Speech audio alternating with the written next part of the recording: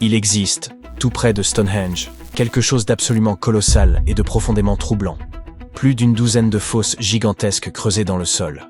Toutes sont disposées avec une étrange précision et dessinent un cercle parfait de plus d'1 kilomètre de diamètre. Durant des années, nul ne sut les expliquer. Trop vastes pour des pièges, trop ordonnés pour des gouffres naturels, bien trop volontaires pour être dus au hasard.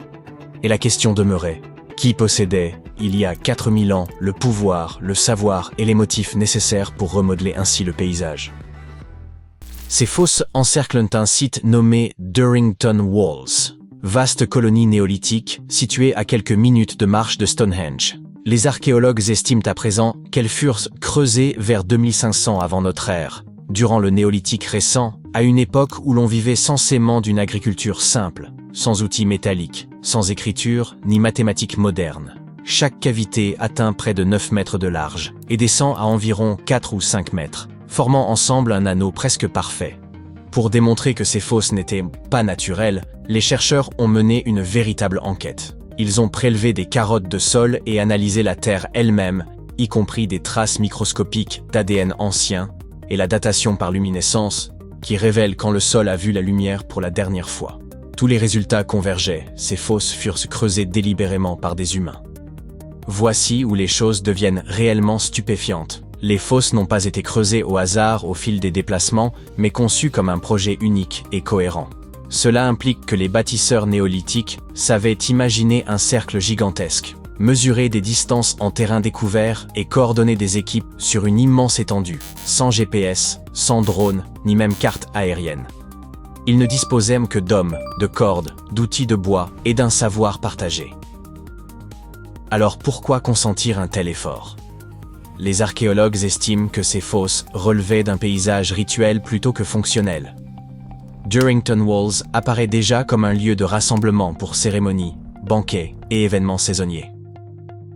Le cercle aurait pu marquer une limite sacrée, séparant les terres ordinaires d'un espace chargé de puissance spirituelle. Certains chercheurs y voient même une frontière entre le monde des vivants et celui des profondeurs. L'ampleur de cette structure est remarquable. Elle pourrait compter parmi les plus vastes monuments préhistoriques jamais édifiés en Grande-Bretagne, dépassant Stonehenge lui-même si l'on considère sa surface totale. Et contrairement aux pierres dressées de Stonehenge, ce monument est demeuré invisible durant des millénaires, dissimulé silencieusement sous l'herbe. Des générations l'ont traversé sans savoir qu'elle se tenait au cœur d'un immense tracé ancien. Longtemps, nous avons sous-estimé les peuples anciens. Nous les pensions soumis à la nature, plutôt que capables de la transformer. Pourtant, des découvertes comme celle-ci ne cessent que de le démentir. Les bâtisseurs de Durrington Walls ne se contentaient pas d'habiter le paysage, ils l'ont conçu. Ils raisonnaient en termes de géométrie, de symboles et de sens inscrits dans la durée. Et ce n'est pas un cas isolé. Partout dans le monde, grâce aux technologies récentes, les scientifiques mettent au jour des preuves montrant que les sociétés anciennes travaillaient à des échelles immenses avec une précision saisissante. Dans la forêt amazonienne, des chercheurs ont découvert les vestiges de cités vieilles de 2500 ans dissimulées sous la canopée. Ils ont exploré la région à pied pendant plus de 20 ans avant que la technologie ne finisse par lever le voile. Le lidar, comparable à une vision à rayon X capable de balayer un paysage à l'aide de lasers pour retirer virtuellement la jungle, a cartographié plus de 260 km². Il a permis d'identifier plus de 6000 plateformes rectangulaires de terre, sans doute des habitations ou des édifices publics, ainsi que des terrasses agricoles, des réseaux de drainage et des champs soigneusement modelés. Rien d'aléatoire ici. Au moins 15 implantations distinctes apparaissaient, reliées par de larges routes droites traversant le terrain. Ces voies ne suivaient ni les rivières ni les pentes, mais se croisaient à angle droit parfait, dessinant une véritable grille. Les chercheurs estiment que des populations des cultures Kilamop et Upano y vécurent entre environ 500 avant et 300 à 600 après Jésus-Christ. Elles cultivaient le maïs et la patate douce, transformaient le relief et bâtirent un système durable pendant des siècles. De telles découvertes révèlent une réalité frappante. Bien plus de gens vivaient en Amazonie qu'on ne l'avait jamais supposé, des dizaines, voire des centaines de milliers, et ils ne se bornaient pas à y subsister. Ils façonnaient activement leur environnement. Comme à Durrington Walls, l'essentiel de l'histoire demeurait visible sans être compris, jusqu'à ce que la technologie rattrape enfin le passé. Puis vient le Pérou, avec l'un des plus grands casse-têtes de l'archéologie, les lignes de Nazca.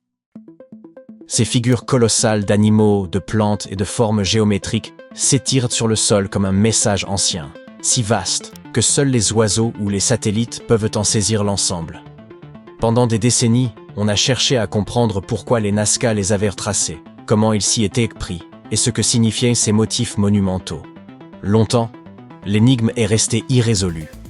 En parcourant le désert ou en le survolant, les archéologues repérèrent des lignes et des silhouettes et se demandaient s'il en manquait. Car celles déjà connues n'étaient que la partie visible de l'ensemble. Le travail de terrain traditionnel, lentement mené à la main, exigeait un temps considérable.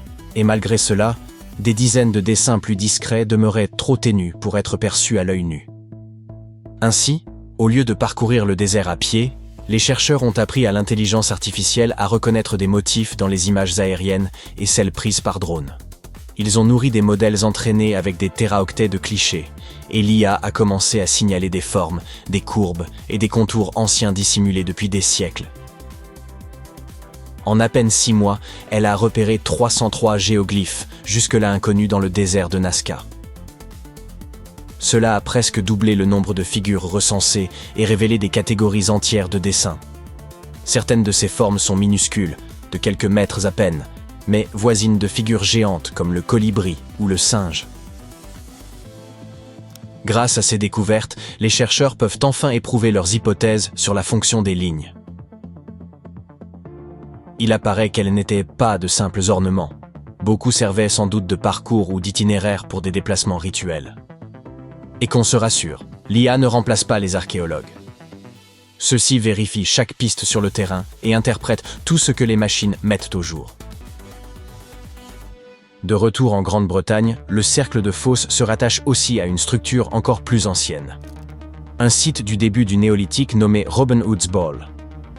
Éloigné des pierres célèbres, il semblait tout à fait secondaire. Pourtant, il s'avère que Robin Hood's Ball remonte à environ 3600 avant notre ère, soit près de 5 siècles avant Stonehenge.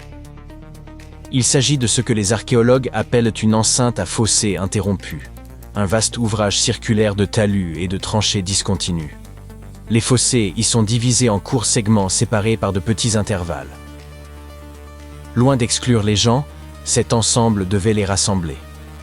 Les archéologues pensent que ces enceintes servaient de lieu de regroupement, de festins, de rituels et de cohésion sociale pour les premières communautés agricoles.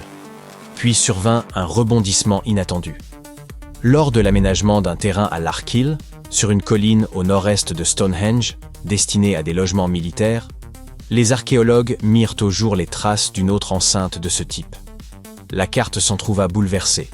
Le paysage ne s'était pas développé à partir de Stonehenge. Il était déjà animé bien avant l'érection des pierres. En poursuivant les fouilles, les chercheurs découvrirent des centaines d'outils en silex, de fines pointes de flèches en forme de feuilles, des fragments de crânes humains et des bois de cervidés, sans doute employés pour creuser. Puis apparut la poterie.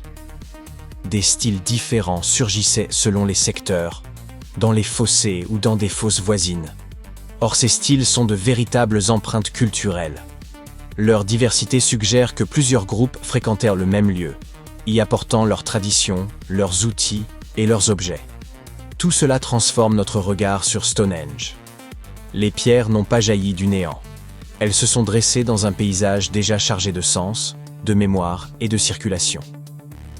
Chaque découverte nouvelle, qu'elle provienne de Stonehenge, de l'Amazonie ou du Pérou, oblige les archéologues à réécrire les manuels et le monde entier à repenser l'idée de progrès. Il apparaît que les anciens compensaient l'absence d'acier et d'électricité par l'observation, l'inventivité et un sens partagé.